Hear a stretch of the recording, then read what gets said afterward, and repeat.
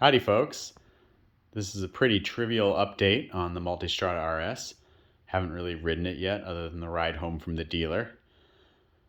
I did get a ceramic coating on it. I wanted to wait till that was done before I rode it.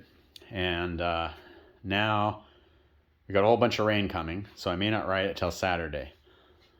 Normally I have no problem riding in the rain, but a brand new bike like this, kind of painful. And I know, we're such babies here in Southern California. We're complaining about rain when some of you guys probably have your bikes locked away for the whole winter.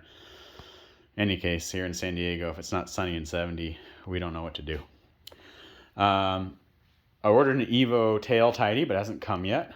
But I went ahead and took the side reflectors off the back.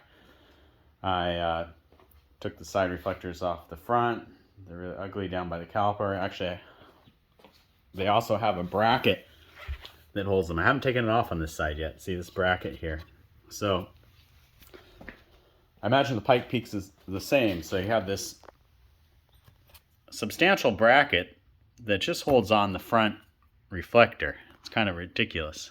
I bet Ducati would charge you $40 for this.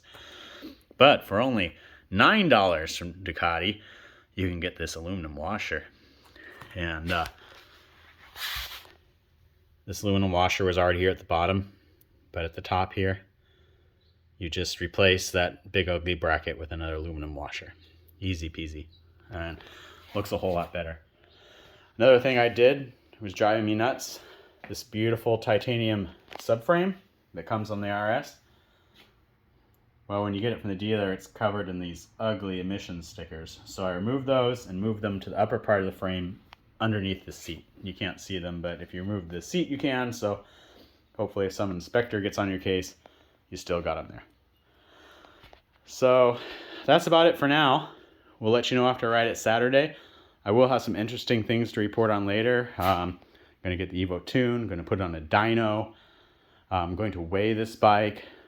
I'll also weigh the V4S in the same configuration to try to compare apples to apples, see how much weight they actually took out of this thing.